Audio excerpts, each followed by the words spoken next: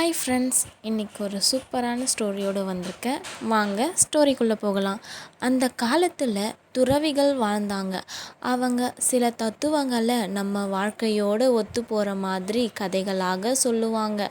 சரி, வாங்க நம்ம ஸ்டோரியை பார்க்கலாம்.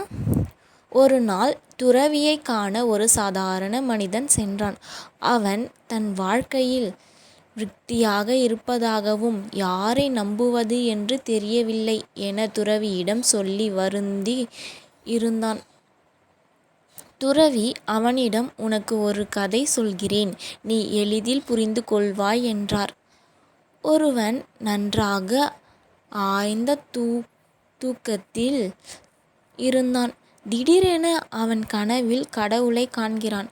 அவரிடம் பேட்டி எடுப்பது போல செல்கிறான். அவன் கடவுளை நோக்கி கேள்விகளை கேட்கலாமா என்கிறான். கடவுள் சிரித்தவாறே கேள் என்கிறார். நீங்கள் படைத்த மனித இனத்தில் எது உங்களுக்கு ஆச்சரியப்படுத்துகிறது என்றான். கடவுள் பதிலளிக்கிறார்.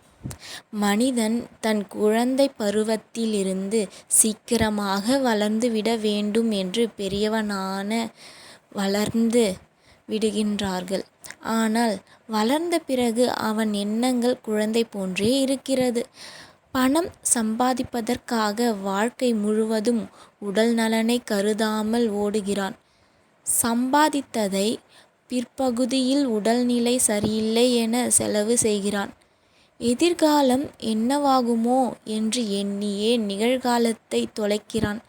நிகழ்காலமும் இல்லாமல் எதிர்காலமும் இல்லாமல் பின்பு தவிக்கிறான். சாகாமல் இருப்பதற்காகவே வாழ்கிறான், ஆனால் வாழாமலேயே சாகிறான். கடவுள் அடுத்த கேள்விக்காக கைகளை அசைக்கிறார். கடவுள், நீங்கள் படைத்த இந்த உலகத்தில் வாழும் இந்த மனிதர்களுக்கு சொல்ல விரும்பும் வாழ்க்கை பாடம் என்ன என்கிறான். கடவுள் உதடசைய மௌனமாக சிரித்தார். குழந்தை, யாரும் உன்னை நேசிக்க வேண்டும் என போராடாதே. அவர்கள் நேசிக்கும் அளவிற்கு உன் செயல்கள் இருக்கட்டும். வாழ்க்கையில் அவன் எவ்வளவு சம்பாதித்தான் என்று முக்கியமில்லை, அதை எவ்வாறு சம்பாதித்தான் என்பதே முக்கியம். ஒன்றை விட மற்றொன்று சிறந்ததாக இருக்கிறதா என்பதை ஒப்பிட்டு கொண்டே இருக்காதே.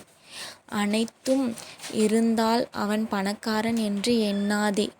யாருக்கு தேவைகள் உண்மையில் குறைவாகவே அவனே பணக்காரன் ஆவான்.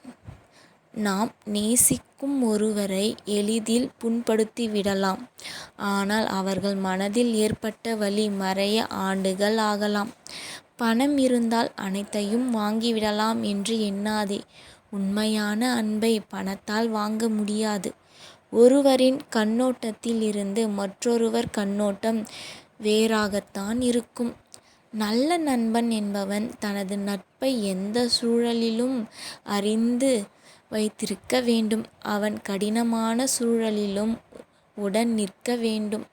அடுத்தவர்களை மன்னித்தால் மட்டும் போதாது, நமது தவறுகளை உணர்ந்து நம்மை மன்னித்து கொள்ள தெரிந்து கொள்ள வேண்டும். நீ பேசியதையும் செய்ததையும் மற்றவர் மறக்கலாம், ஆனால் உன்னால் அவர்கள் பெற்ற வலிகளை ஒருபோதும் மறக்க மாட்டார்கள். பேட்டி முடிந்தது என்பதைப் போல் கடவுள் கண்ணசைத்தார். அவன் கனவில் இருந்து முழித்தான் என்றார் துறவி. தெளிந்த மனநிலையை பெற்றவனாய் அந்த மனிதன் கிளம்பி சென்றான்.